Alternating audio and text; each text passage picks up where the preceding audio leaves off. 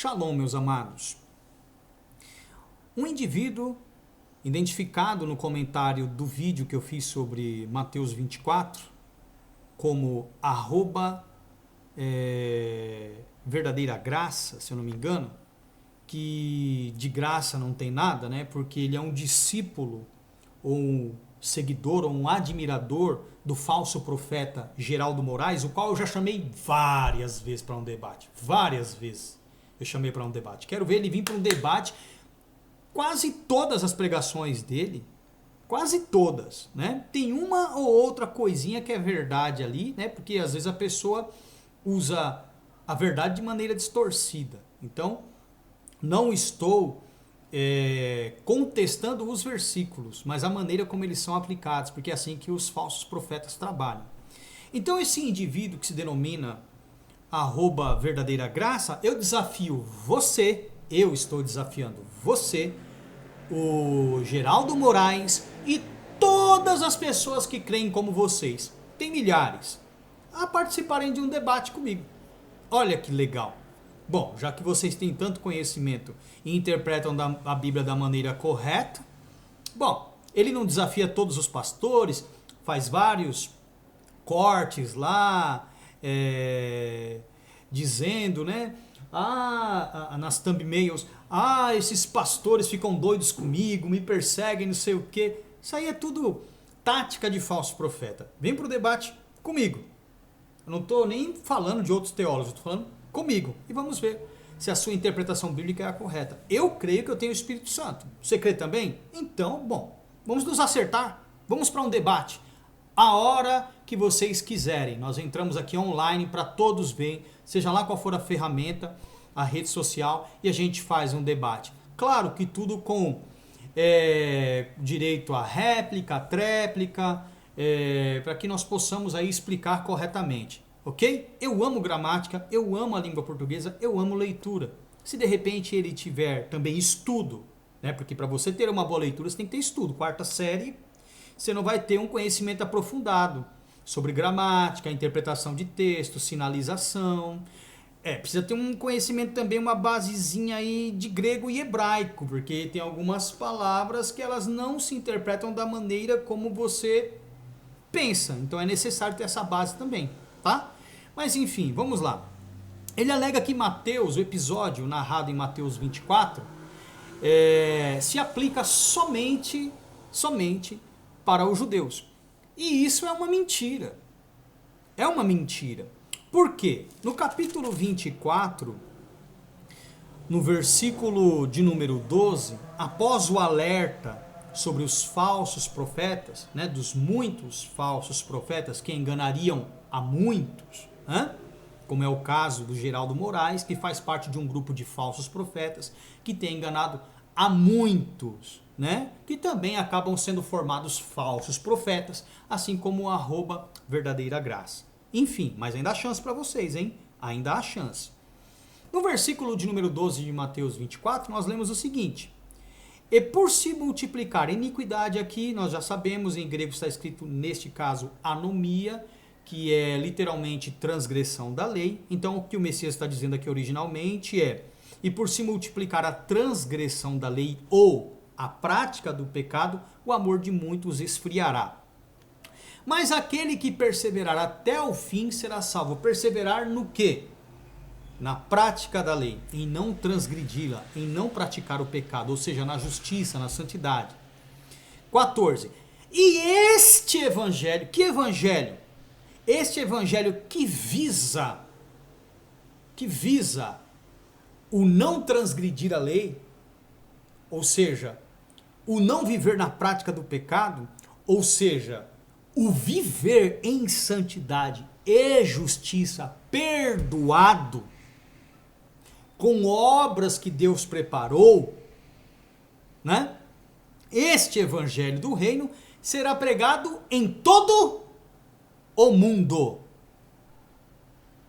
Em todo o mundo. Alguns dizem que o mundo se refere ao mundo judeu. Mentira!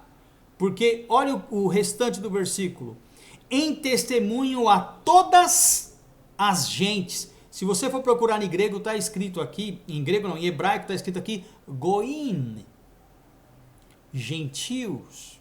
Tem até algumas bíblias que trazem isso, né? Este evangelho do reino será pregado em todo o mundo, em testemunho a todos os gentios. Tem versões que vertem assim.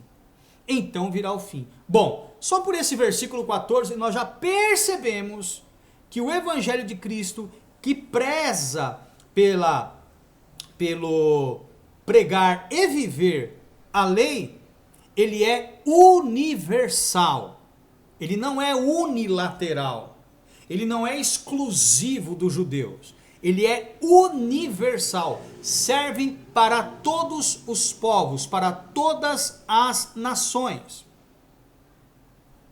Ok? Então tomem cuidado com o ensino dos falsos profetas, né? Tomem cuidado.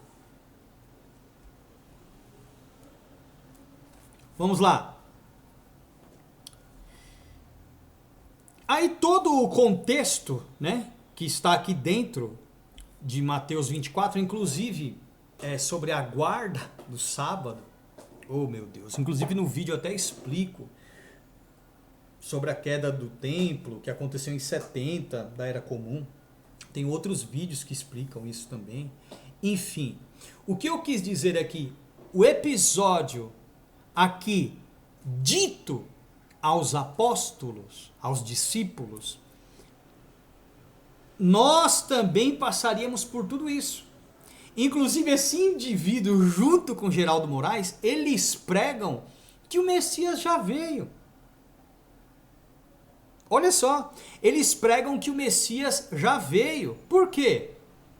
Por que o Messias já veio? Por que eles dizem isso? Eu vou mostrar para vocês.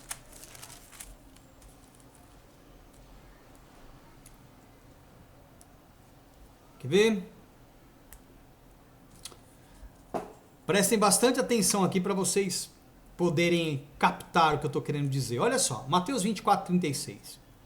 Porém, daquele dia e hora, ou seja, disso que o Messias estava falando para os seus discípulos, ninguém sabe, nem os anjos do céu, nem o Filho, mas unicamente o Pai. Então o Messias não sabia. Só para você entender, o Messias, como não sabia, ele estava pregando, enquanto estava nessa carne, aos seus discípulos, como se aquilo, ou melhor, como se a sua vinda, o juízo eterno, já aconteceria naquele momento. Certo? Mas ele deixa muito claro que ele não sabia. Então imagina Deus me dando uma revelação de um passo a passo como as coisas hão de acontecer e o que há de acontecer com os meus seguidores. Todavia, eu não sei quando, mas eu tenho uma ideia de quando aquilo ali se iniciaria. Tem um sinal para isso. E eu deixo esse sinal. Olha, eu não sei quando vai acontecer. Só quem sabe é Deus, nem os anjos sabem. Só que eu sei que tem um sinal que vai servir, né, como observação para que então todas essas coisas aconteçam. E olha o que ele fala, Mateus 24, 32. Aprendei, pois, esta parábola da figueira. Quem é a figueira? Quem é a figueira? Israel. Quando já os seus ramos se tornarem tenros, quem são os ramos? Os descendentes de Israel, a nação de Israel. Aprendei, pois, essa parábola da figueira. Quando já os seus ramos se tornarem tenros e brotarem folhas, ou seja, quando estiverem nascendo e florescendo para essa fé que eu prego, sabeis que está próximo o verão. O que significa? O dia do Senhor. O verão, que o sol da justiça há de brilhar. Agora olha que interessante. Versículo de número 33. Igualmente, quando virdes todas estas coisas, sabei que ele está próximo às portas. Em verdade vos digo que não passará esta geração. Que geração? Do florescimento para a fé da nação de Israel, da figueira. Então, agora é que nós estamos começando a ver sinais de conversão em Israel. Ah, mas os apóstolos passaram por toda essa tribulação. Por que nós não estamos passando? Vocês não estão passando porque não estão se portando como os discípulos, como os apóstolos do Senhor naquela época. Eles se portavam como o Senhor e por conta disso eles incomodavam ao ponto de serem caçados, atribulados, afligidos, perseguidos, agredidos, difamados, caluniados, expulsos, tinham que fugir e foram presos e mortos por causa disso aqui. Então, quando você se porta pelo Senhor, como o Senhor pediu, você já se adequa a essa tribulação. Agora, se você atribui essa tribulação somente aos discípulos que se comportaram como o Senhor queria, você não está nela porque você não se comporta como eles, ou seja, você é desobediente, você não tem salvação. Porque se você se porta como o Senhor, se tornando um filho de Deus, o mundo vai te expelir. O Senhor disse em João 17,14 aos seus discípulos, aliás, orando ao Pai pelos seus discípulos, dê-lhes a tua palavra, e o mundo os odiou, porque não são do mundo, como eu do mundo não sou.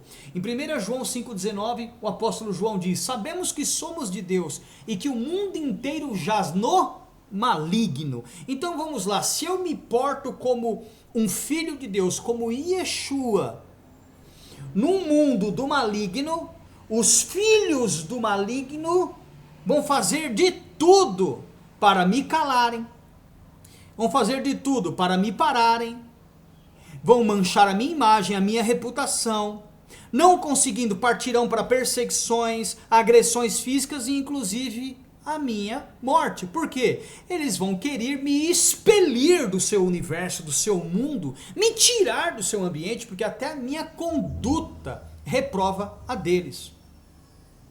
Ok? Quanto mais os meus ensinos. Então, meus amados irmãos, qualquer pessoa que não tenha um comportamento como o de Cristo, como o dos apóstolos, nunca entrará em tribulação, aflição, perseguição e angústia. Nunca! E isso não é porque o nosso país ou outros países onde é pregado livremente o evangelho sejam laicos, sejam aí livres para a expressão de qualquer crença, de qualquer fé. Não, não é por isso não.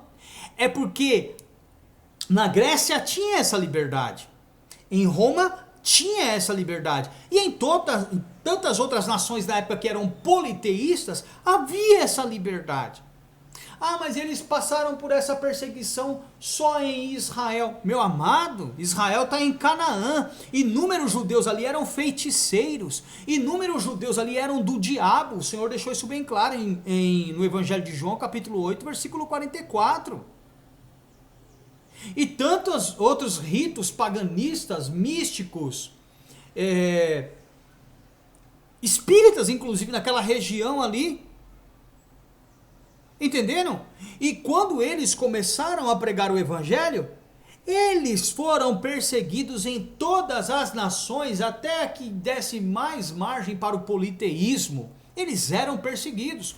Por quê? Porque a sua conduta de santidade ensinada por Cristo, por imitar a Cristo, por seguir os seus passos, incomodava a vida daqueles que não se portam tal como o Senhor determinou. Entendeu, meu queridão? Então, só para te desmentir, Mateus 24 é algo que começou em Israel, com os primeiros discípulos do Senhor, e que se estendeu até nós que não somos deste mundo, nós que professamos o nome verdadeiro e a palavra da verdade, não de vós, hipócritas, falsos profetas, não, toda perseguição, calúnia e difamação que vem sobre vocês é por conta das heresias, da má interpretação dos textos, das falácias que vocês professam. Obviamente que a verdade será mentira para um falso profeta, para um herege, para alguém que não tem estudo e capacidade para interpretar os textos da maneira correta. E falo daqueles que não têm estudo, que não têm a capacidade de interpretar da maneira correta, porque muitos que me seguem por verem a minha didática, assim como viram a dos apóstolos, e os apóstolos do Senhor foram formados, como eu também, a ter, pelo Espírito Santo, a interpretação correta para não falar bobagem, inclusive a correção até de erros de tradução. Coisas que vocês não têm por não terem o Espírito Santo da verdade, porque vocês são deste mundo. Quem exerce poder sobre vocês é o diabo. Vocês têm o comportamento do anticristo, porque vocês abolem a lei. Não sabem nem fazer uma leitura correta de Mateus 24. Ok? Então vocês são o quê? Falsos profetas. Vocês têm o comportamento do anticristo. Por que vocês têm o comportamento do anticristo? Eu vou explicar. Leia Daniel 11, 28, depois 30, 31 e 32. O que o anticristo vai fazer? Vai se rebelar contra o santo concerto. Santo concerto do quê? Da lei. E nós estamos falando da época de Daniel. Daniel deixando claro que a lei, assim como o Messias afirmou, ela como que eu posso dizer? Eterna. Eterna. Ok? Aí no versículo 30 diz que ele vai prestar assistência aos que tiverem abandonado o santo concerto. Vocês. E no versículo 31 ainda diz, olha que interessante, que ele vai, como é que fala? Com lisonjas perverter os que estão transgredindo o santo concerto da lei. Então o cara que se rebela contra o santo concerto, como vocês, que abandona o santo concerto, como vocês, que transgride o santo concerto, como vocês, o concerto da lei, todos têm o espírito do anticristo. Tá aí minha resposta, @verdadeiragraça, que de graça não tem nada, porque só desgraça a vida como a sua, daqueles que creem dessa maneira, como o falso profeta Geraldo Moraes tem ensinado. Shalom.